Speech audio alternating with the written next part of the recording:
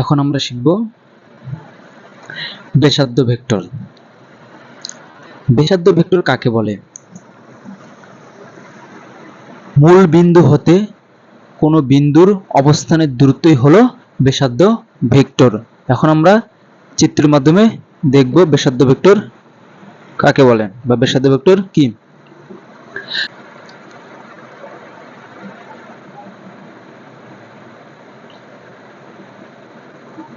হচ্ছে ও বিন্দু, আমরা দিক দিই। এখন আমরা একটা রেখা রাখবো, এই রেখাটার নাম দেই পি। হচ্ছে এক্স আর হচ্ছে ওয়াই। ও বিন্দু থেকে পি বিন্দু এই দূরত্বটাকেই কি বলে?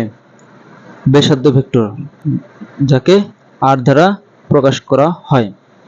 তাহলে আমাদের ব্যাসার্ধ ভেক্টর কি? এই যে একটা মূল বিন্দু, এই মূল বিন্দু থেকে কোনো বিন্দুর অবস্থানের দূরত্ব, এই যে একটা বিন্দু, এই বিন্দুটার অবস্থানের দূরত্ব হলো কি? ব্যাসার্ধ ভেক্টর। তাহলে ওপি একটা হচ্ছে ব্যাসার্ধ ভেক্টর। তার আমরা লিখতে পারি আর ভেক্টর মানে ব্যাসার্ধ ভেক্টর ইকুয়াল হচ্ছে ওপি ভেক্টর। আশা করি বুঝতে পারছো। এবার আমরা দেখব কি আয়ত একক ভেক্টর। ত্রিমাত্রিক কার্তেশীয় স্থানাঙ্ক ব্যবস্থায় তিনটি ধনাত্মক অক্ষ বরাবর যে তিনটি একক ভেক্টর বিবেচনা করা হয় তাকে আয়ত একক ভেক্টর বলা হয়। এখন আমরা চিত্রের মাধ্যমে দেখি।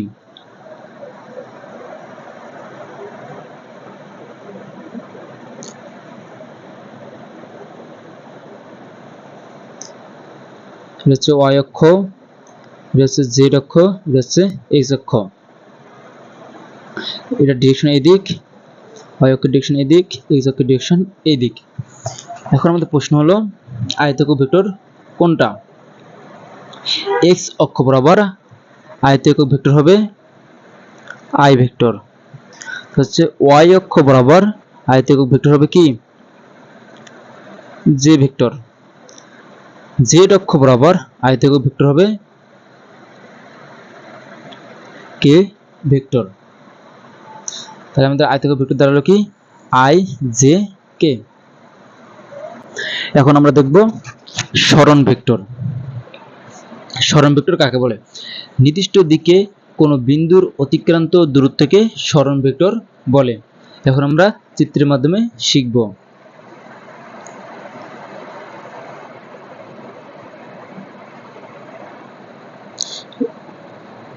আচ্ছা, এক্স অক্ষ, এটা হচ্ছে ওয়াই অক্ষ।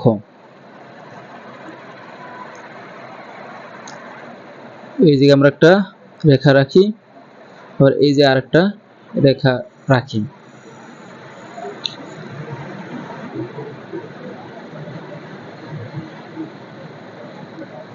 এই রেখাটার নাম দেই এ ভেক্টর, এই রেখাটার নাম দেই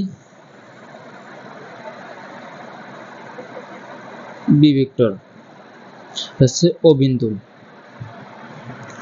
এখন আমাদের সরণ ভেক্টর কোনটা? আমরা এটা ধরি আর ওয়ান ভেক্টর, আর এই রেখাটাকে ধরি আর টু ভেক্টর। এখন আমাদের সরণ ভেক্টর দেখব। এখন আমরা সরণ ভেক্টর দেখব। এই বিন্দু থেকে বি বিন্দুতে একটা রেখা রাখবো, এই রেখার ডিরেকশন হচ্ছে এই বিন্দুর দিকে। তাহলে এই বিন্দু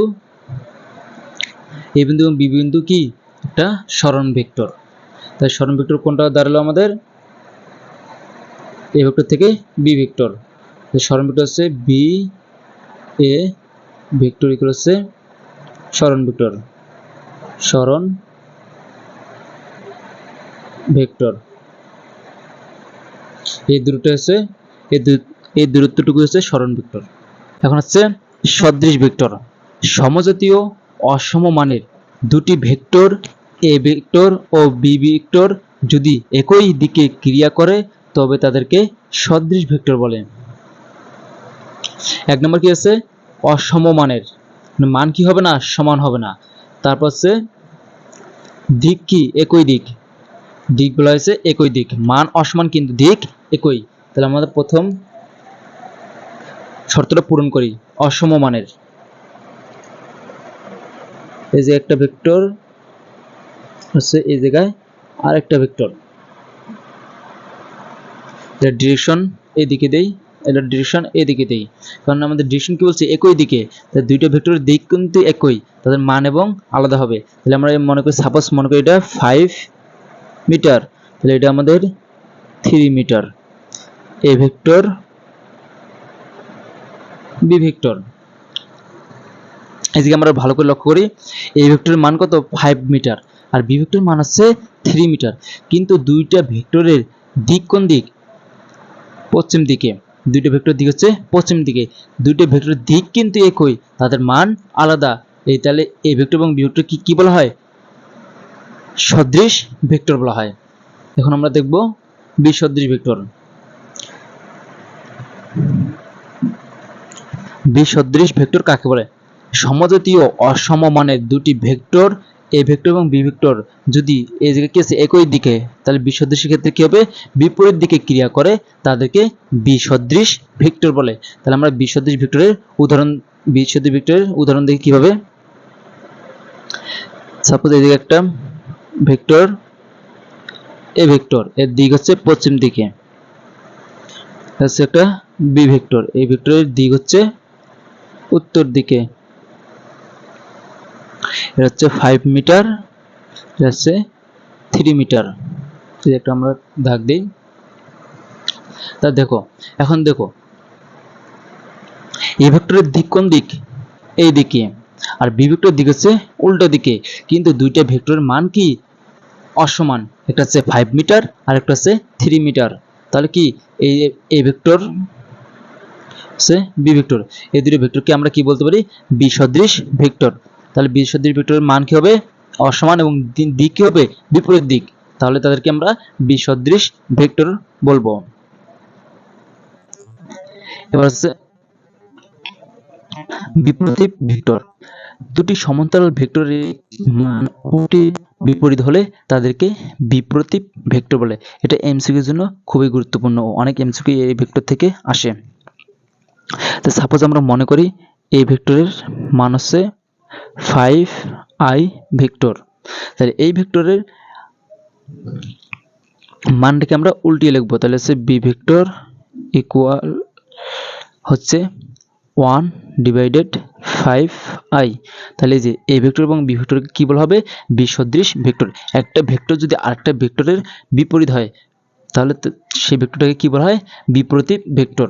মানে একটা ভেক্টরের মান হচ্ছে 5 আর একটা ভেক্টরের মান হবে কি 1/5, তাহলে সেই ভেক্টরটাকে কি বলা হয়, বিপ্রতীপ ভেক্টর বলা হয়। এমসিকিউতে এটাও অনেকবার এসেছে।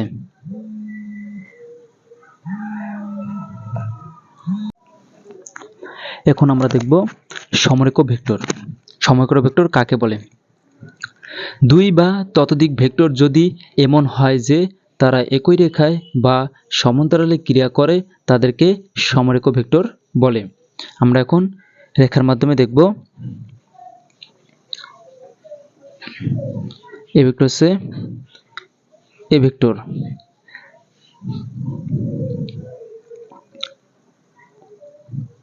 তারপরে আমরা আবার এই জায়গায় আরেকটা ভেক্টর রাখি, এটা হচ্ছে বি ভেক্টর।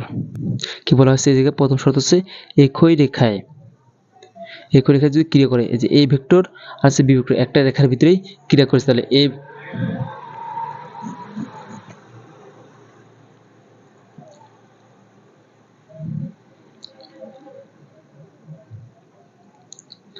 ভেক্টর আছে বি ভেক্টর, দুইটা ভেক্টর কিন্তু একটা রেখার ভিতরেই ক্রিয়া করেছে, তাহলে এই ভেক্টর এবং বি ভেক্টরকে কি বলা হয়, সমরেখ ভেক্টর বলে।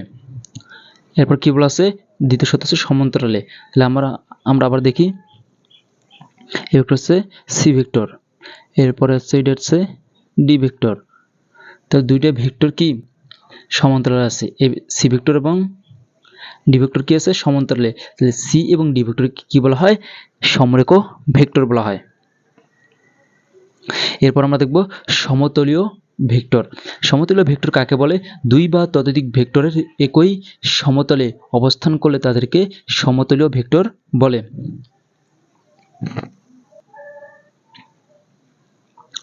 তাহলে আমরা সাপোজ এই যে একটা সমতল রাখি, এটা একটা সমতল, এই জায়গায় একটা ভেক্টর, এই জায়গায় আরেকটা ভেক্টর,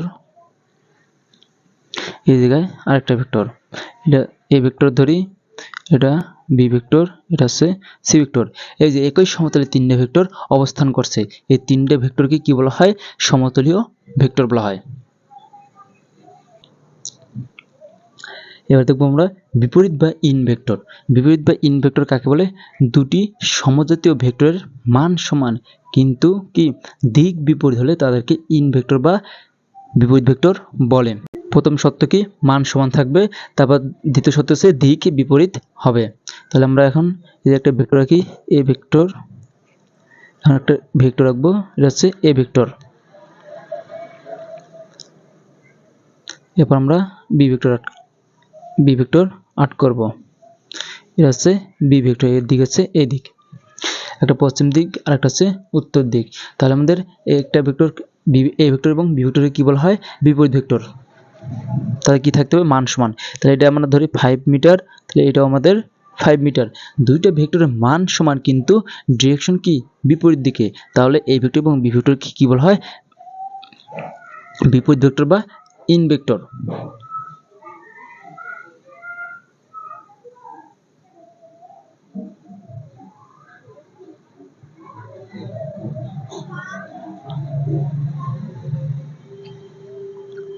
আমরা আবার এই জায়গায় দেখি, এ ভেক্টর হচ্ছে 5 মিটার, তাহলে আমাদের এই ভেক্টরের ইন ভেক্টর কি হবে? তাহলে এই ভেক্টরের ইন ভেক্টর হবে -5 মিটার। এটা হচ্ছে আমাদের এই ভেক্টরের ইন ভেক্টর হচ্ছে -5 মিটার।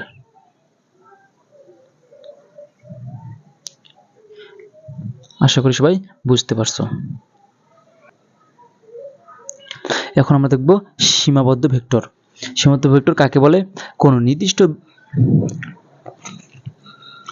নির্দিষ্ট বিন্দুকে মূল বিন্দু ধরে যে ভেক্টর অঙ্কন করা হয় তাকে সীমাবদ্ধ ভেক্টর বলে। তাহলে আমরা একটা গ্রাফ রাখি এই জায়গায়, এটা হচ্ছে ওয়াই অক্ষ, এটা হচ্ছে এক্স অক্ষ। এই যে একটা মূল বিন্দু, এই মূল বিন্দুটাকে ধরে আমরা যে ভেক্টরটা আট করব সেটাকে বলা হয় সীমাবদ্ধ ভেক্টর। তাহলে আমরা মূল বিন্দুকে ও বিন্দু লিখি, তারপর আমরা এই যে একটা পি বিন্দু আট করলাম, তাহলে ও এবং পি বিন্দুকে কি বলা হয়? সীমাবদ্ধ ভেক্টর। তাহলে যে সীমাবদ্ধ ভেক্টর কি আছে? ওপি ভেক্টর হলো সীমাবদ্ধ ভেক্টর। এরপর আছে কি স্বাধীন ভেক্টর। কোনো ভেক্টর রাশির মান ঠিক রেখে ইচ্ছামতো পাদবিন্দু নেওয়া হলে তাকে স্বাধীন ভেক্টর বলে। তাহলে আমরা সাপোজ এই জায়গায় একটা ভেক্টর নিলাম, এই যে একটা বিন্দু নিলাম, এই বিন্দুর উপরে একটা ভেক্টর আট করলাম, এটা হচ্ছে ধরি এ ভেক্টর। তাহলে ইচ্ছামতো যে আমরা একটা মান ঠিক রেখে একটা ভেক্টর নিলাম, এই ভেক্টরটা কি বলা হয়? স্বাধীন ভেক্টর বা মুক্ত ভেক্টর বলা হয়।